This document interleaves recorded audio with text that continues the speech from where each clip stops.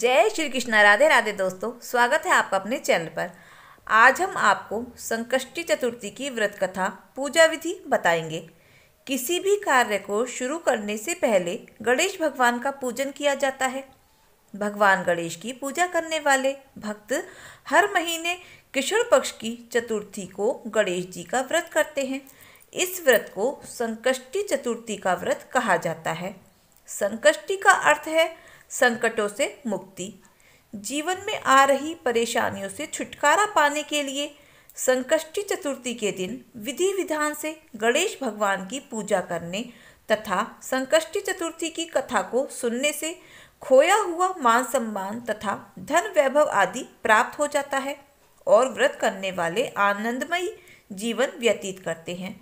हर मास की संकष्टी चतुर्थी के दिन गणेश भगवान के एक विशेष रूप की पूजा की जाती है।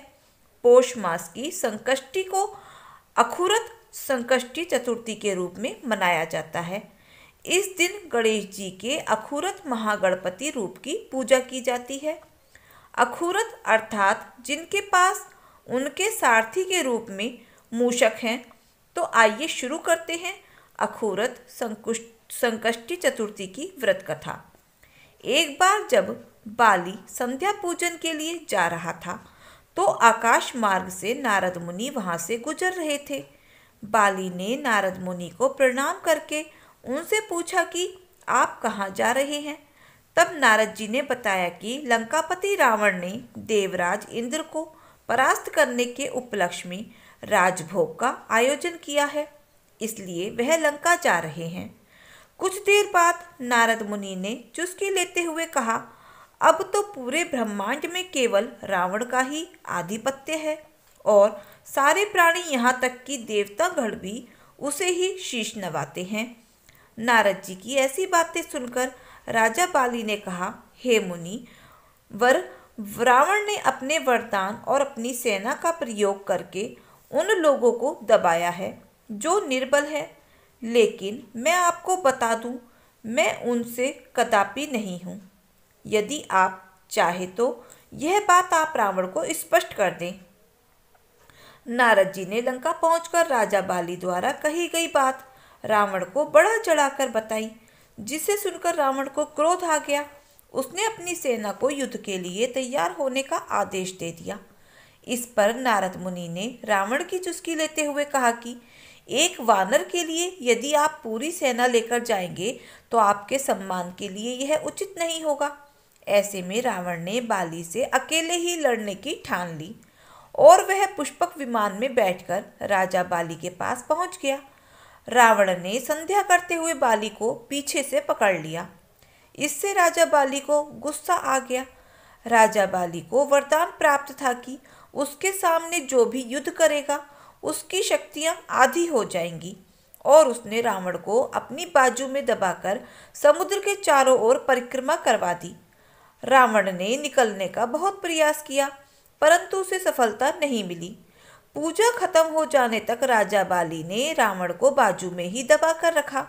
वह रावण को अपनी बगल में दबाकर किष्किंधा नगरी को ले गया और अपने पुत्र अंगद को रावण खेलने के लिए खिलौने के रूप में दे दिया।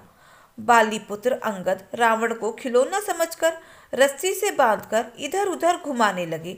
इससे रावण को बहुत ही कष्ट और दुख प्राप्त हुआ।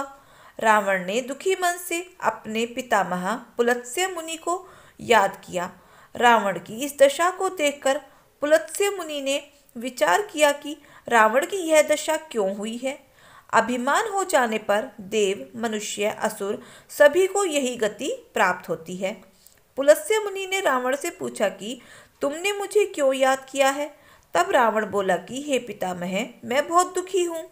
यह नगरवासी मुझे धिक्कारते हैं, आप मेरी रक्षा करें। रावण के मुख से ऐसे वचनों को सुनकर पुलत्स्य मुनि बोले, तुम डरो नहीं, तुम इस बंधन से जल्दी ही मुक्त हो जाओगे। तुम विघ्न विनाशक गणेश जी का व्रत करो। पूर्व काल में विकटासुर की हत्या से छुटकारा पाने के लिए इंद्र ने इस व्रत को किया था, इसलिए तुम भी संकष्टी चतुर्थी के व्रत को करो।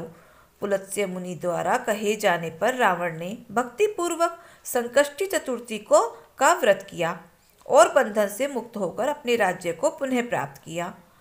गणेश भगवान जैसे आपने रावण को बाली के बंधन से मुक्त किया, उसी प्रकार संकष्टी चतुर्थी की कथा को सुनने वाले, कहने वाले तथा हुंकारा भरने वाले सब पर अपनी कृपा बनाए रखना।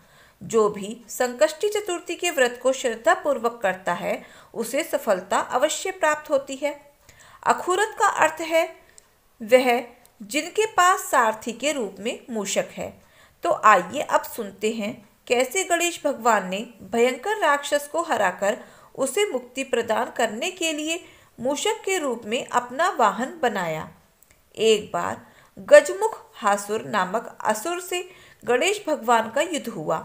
गजमुख हासुर को यह वरदान प्राप्त था कि वह किसी अस्त्र से नहीं मर सकता।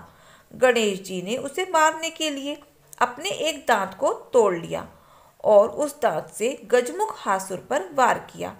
गणेश जी के वार से गजमुख हासुर घबरा गया और मूषक बनकर इधर उधर भागने लगा।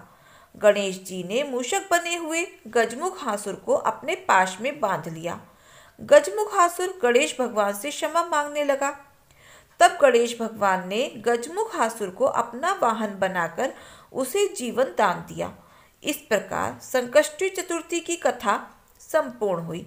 तो आइए अब शुरू करते हैं संकष्टी चतुर्थी की पूजा विधि। संकष्टी चतुर्थी के दिन सुबह स्नान आदि से निवृत्त होकर स्वच्छ वस्त्र धारण करें।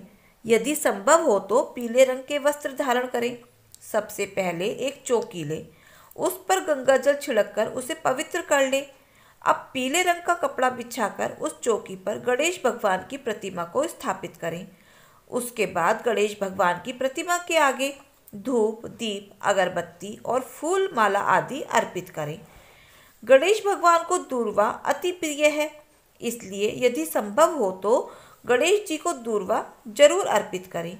उसके बाद गणेश स्तुति और गणेश जी के 108 नामों का पाठ करें और संकष्टी चतुर्थी की कथा को सुने अथवा पढ़ें और उसके बाद भगवान गणेश जी की आरती करें और रात को चंद्रमा को अर्घ्य देकर व्रत को पूर्ण करें। इस प्रकार संकष्टी चतुर्थी की कथा और पूजा विधि संपूर्ण हुई। तो प्रेम से बोलो गणेश गजानन की जय हो। अगर आपको संकष्टी की कथा और पूजा विधि पसंद आई हो तो कमेंट बॉक्स में गणेश भगवान की जय जरूर लिखें। और अगर हमारी वीडियो अच्छी लगी हो तो प्लीज़ वीडियो को लाइक, शेयर और सब्सक्राइब अवश्य करें। मिलते हैं फिर नई कथा कहानियों के साथ। धन्यवाद।